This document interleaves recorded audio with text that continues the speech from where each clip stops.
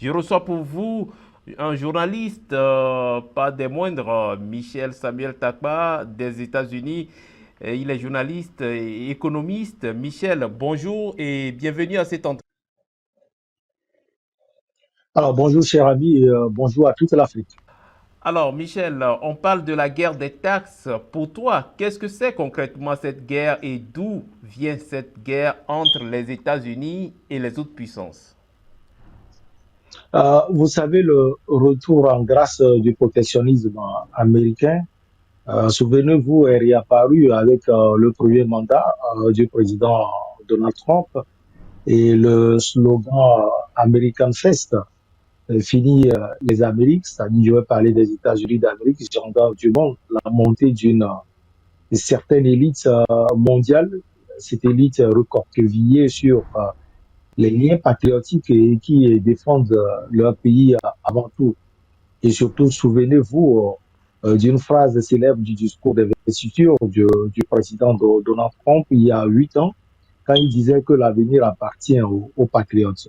En somme, les États-Unis, dans leur globalité, ont senti l'urgence de se défendre Mhm. contre la Chine, qui est devenue en 2016, souvenez-vous, cher Messi, la première puissance économique, si l'on se fie à l'évolution du PIB en parité de pouvoir d'achat, qui est un indicateur qui tient compte du pouvoir d'achat des différentes monnaies. Trump arrivait au pouvoir un an après, soit en 2017.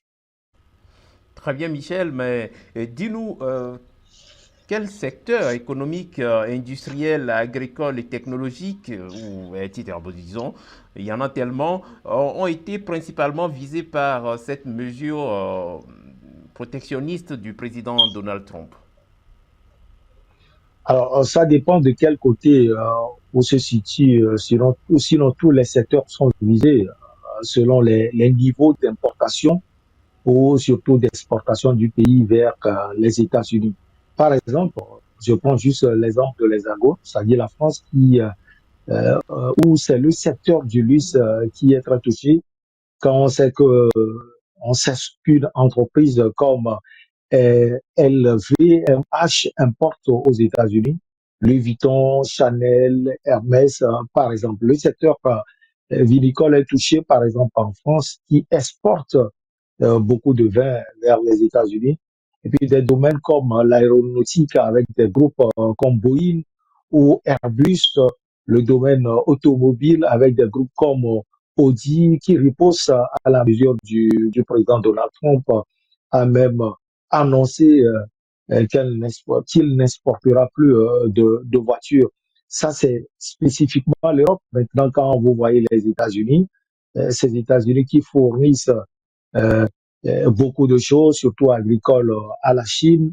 Et en retour, la Chine alimente les États-Unis avec du matériel. Il y a les ordinateurs, il y a la batterie et autres. Donc, pour répondre concrètement à votre question, il y a beaucoup de domaines qui sont touchés.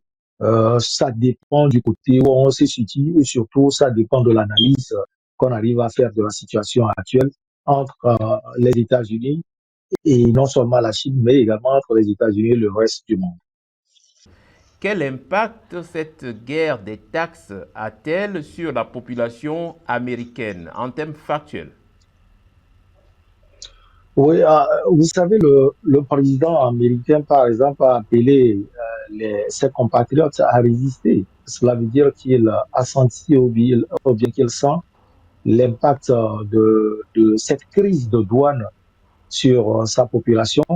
Et tout à l'heure, je disais, peut-être que vous n'avez pas eu mon retour, je disais que cela dépend de quel côté où on se situe. Sinon, tous les secteurs sont visés selon justement les niveaux d'importation ou d'exportation du pays vers les Unis. Et l'exemple de la France, en France, par exemple, c'est le secteur du luxe qui est très touché quand on sait qu'une entreprise comme LVMH importe aux États-Unis Louis Vuitton, Chanel, Hermès, par exemple. Il y a également le Oui, secteur vinicole qui est touché, Michel, par exemple.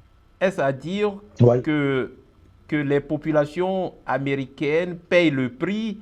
Donc, si c'est le cas, ça veut dire que c'est un échec pour le président Trump.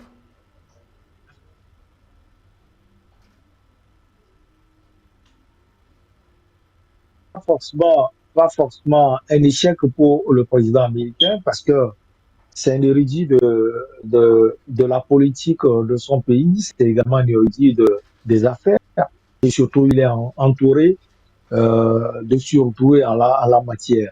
C'est quelqu'un qui sait ce qu'il est en train de faire et comme je l'ai dit, il a appelé ses compatriotes à résister et donc aujourd'hui, si l'impact est là, d'ailleurs il y a des manifestations hein, lors de ces 100 jours à la Maison Blanche, il a organisé presque une sortie,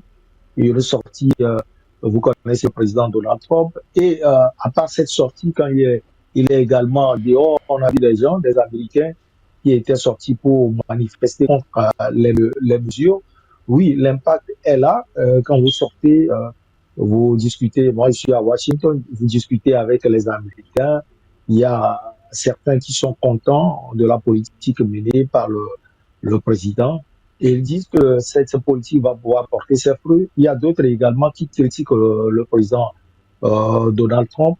Donc pour moi, il serait logique d'anticiper sur un effondrement par Mhm, exemple, des importations dues par les droits de douane, ce qui entraînerait une hausse spectaculaire des prix des produits manufacturés ou rendrait certains produits importés non rentables, ce qui conduirait également à leur disparition du marché américain. Donc, les gens sentent cela, les agriculteurs, par exemple, sentent cela, parce que vous savez mhm, que l'Amérique porte l'agriculture vers le monde, vers la Chine notamment, et en mhm, retour également, la Chine aussi alimente les États-Unis sur moult domaines, le domaine des batteries, des ordinateurs, des mhm. portables et autres.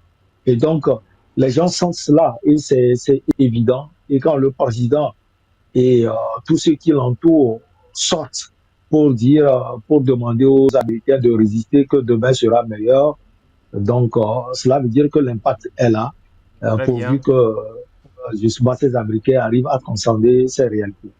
Michel, en tant qu'économiste, pourriez-vous me dire, on sait que les autres puissances ont réagi, mais pourriez-vous me dire en quoi cela pourrait leur être bénéfique, cette réaction, puisque les autres puissances ont contre-attaqué?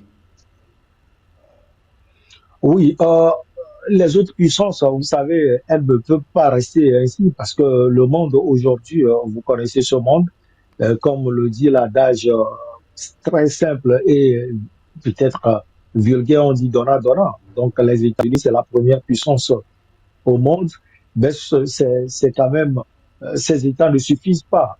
Ces États, je vais parler des États-Unis, ont besoin également du reste du monde, de la Chine notamment, avec tout ce que cette Chine apporte au reste du monde et aux États-Unis. Et donc, voilà, je sais que cela va impacter véritablement la vie des Américains et ça impacte euh, véritablement. Pour l'instant, c'est même si c'est atténué, mais il faut noter que des barrières à l'entrée tarifaire, surtout, c'est un effet en long terme sur, par exemple, les emplois aux États-Unis. Et pour ce faire, la protection, on peut imaginer le secteur de la grande manufacture, des grandes industries euh, au niveau international également, et dans d'autres domaines également aux États-Unis qui emploient dans la météorologie, dans les multinationales coopérant aux États-Unis. Donc ces domaines seront touchés, mais la Oui, résistance Michel, aussi, elle s'organise. ma question, c'est de savoir si la réaction contraire des autres puissances, est-ce que cela est bien ou pas sur le plan économique? Non, c'est bien. Vous prenez un pays comme la Chine également, c'est un pays qui est assis économiquement. Donc la Chine ne peut pas rester quand même amorphe aux sanctions des États-Unis. Vous vous souvenez, lorsque le président Donald Trump a pris ces sanctions, la Chine a riposté et par le biais de la porte-parole du ministère des Affaires étrangères, la Chine a clairement dit qu'elle est prête à pouvoir mener des négociations avec le président Donald Trump et son administration, mais elle est également prête à résister à tous les assauts de l'administration Trump. Donc, la réaction ou bien les réactions sont tout à fait normales parce que ce sont des pays aussi puissants. Est-ce qu'il y a une possibilité de sortie de crise sans forcément toucher aux taxes? Ben, écoutez, avant de justement de parler de cette pensée, même si elle est évidente, parce que le monde a besoin de ces négociations pour pouvoir évoluer, parce que les décisions qui ont été prises par les États-Unis impactent non seulement la Chine, non seulement l'Amérique latine, non seulement l'Europe, impactent également l'Afrique et donc impactent le monde entier. Mhm. Et déjà, l'administration Trump est obligée de pouvoir réagir parce que c'est d'abord, je vais commencer, il y a de fortes mobilisations aux États-Unis. Là, il y a une mobilisation qui a été organisée par le mouvement 50 501, c'est le nom du mouvement, qui visait à dénoncer la politique du président Donald Trump et de son ami Elon Musk. Là, elle parle des actes antidémocratiques et illégaux de l'administration. Il n'y a pas eu de précision claire sur les droits de douane. Cela prouve que les gens commencent par ressentir les effets de la décision. Et il faut dire également que les multiples sondages sur les mesures commerciales du président Donald Trump laissent les Américains indécis, surtout face à des conséquences qu'ils ont du mal à évaluer. Donc, déjà, l'administration Trump a compris que, voilà, il y a du rififi autour de sa gouvernance, de sa gestion. Il y a également le Congrès qui est en train de réagir ou d'autres institutions qui sont en train de contester cette politique.